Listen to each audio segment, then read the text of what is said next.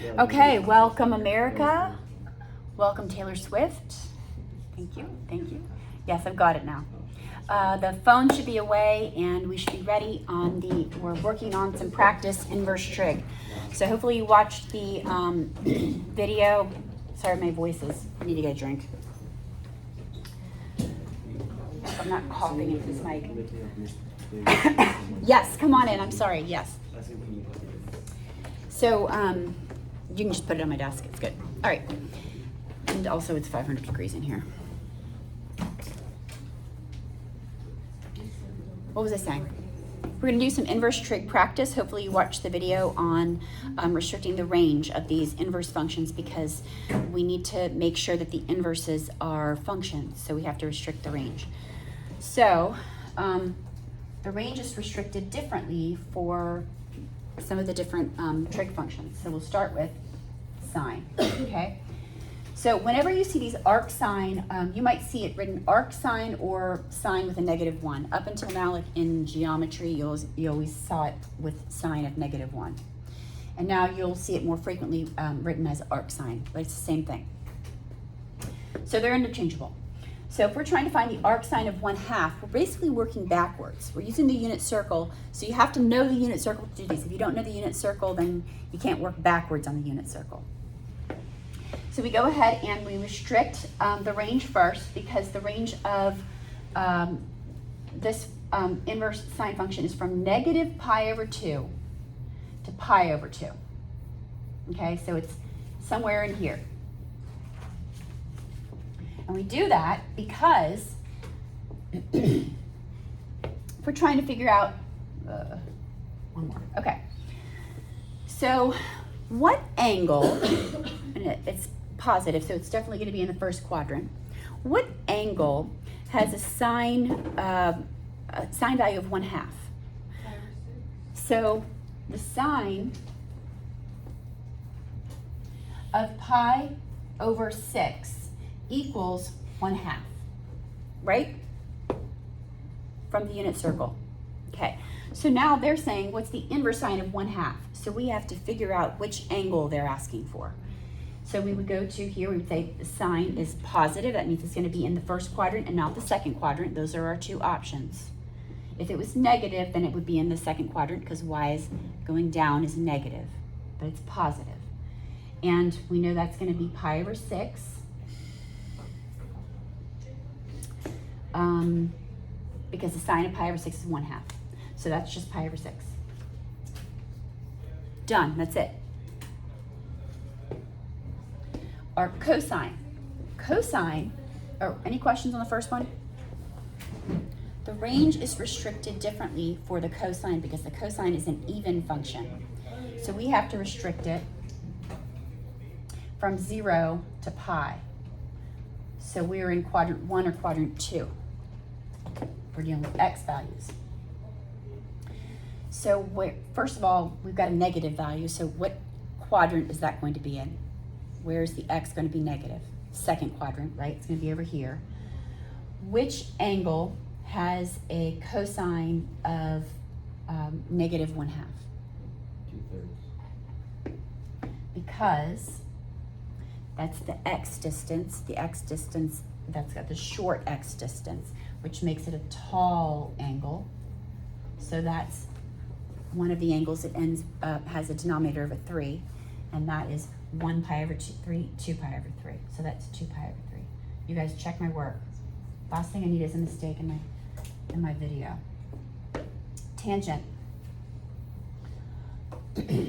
Also an even function, so we are going to restrict the range, just like the way we did with the sine. It's from -π/2 to π/2.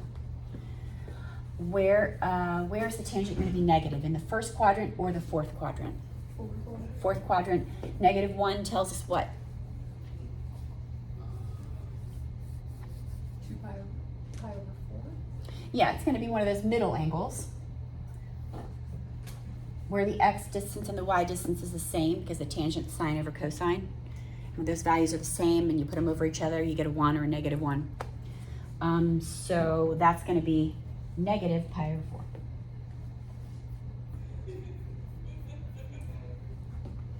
Okay. And this just takes practice. It gets, trust me, it gets easier. All right, arc cosine. I'm gonna erase all this. Cosine, first thing you do, restrict the range. Cosine is positive. It's the short distance, so that's gonna make it a tall angle. What's that gonna be? Pi over 3.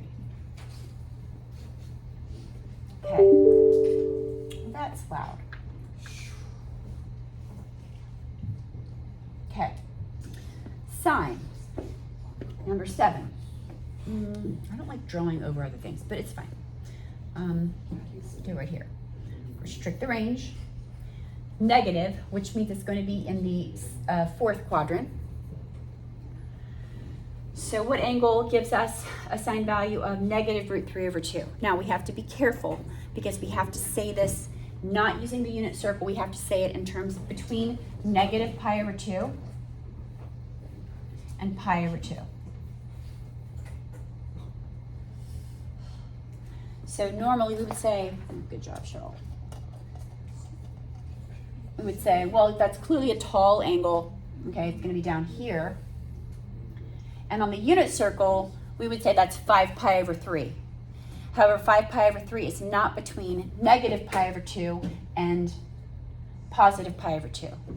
So how are we going to represent this angle between negative pi over 2 and pi over 2?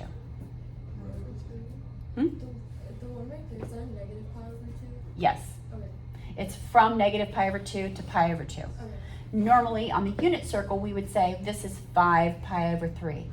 However, we have to represent this angle as negative pi over 3. Negative pi over 3.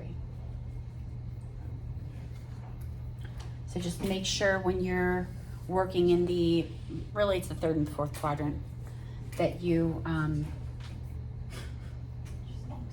really it's really the 4th quadrant, now that I think about it, because the 3rd quadrant is removed from the cosine and sine. So negative pi over 3. We'll do a couple more of those. I think those are the trickiest ones. Same with this one right here. So we do the inverse sine of negative root 2 over 2. Negative tells us which quadrant? 4th quadrant. And it's going to be, what kind of angle? Middle angle. And normally,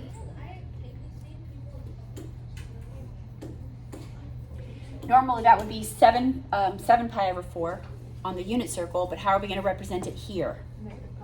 Negative pi over 4. Negative pi over 4.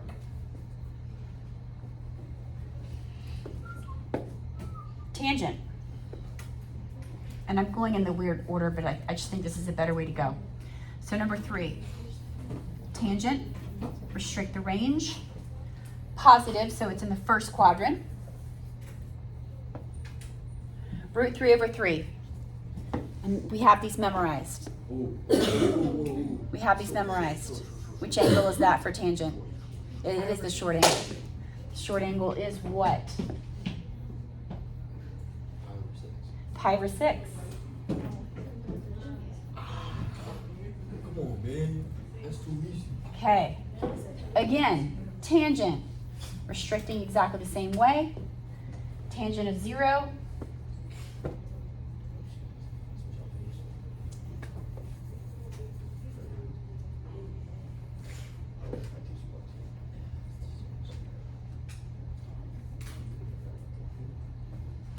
Tangent is sine over cosine, or y over x. So if you take for this ordered pair right here, the y value is 0 and the x value is 1. It's y over x, so 0 over 1, so that's just 0. Arctangent, root 3. Drew, which one is root 3? Huh? Root 3. You knew the root 3 over 3 was the short angle. Yeah. So root 3 is which one? Oh. Tall. Oh. Which is what angle?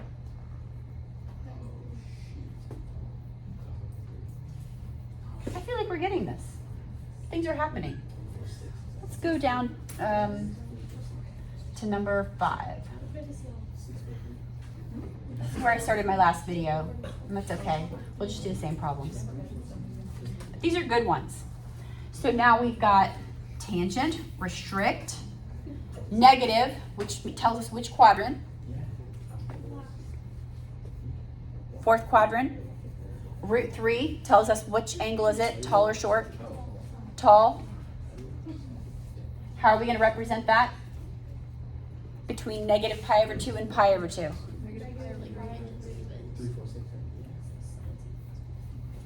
Good. How many minutes am I at? 10? Ooh, I guess I have to stop.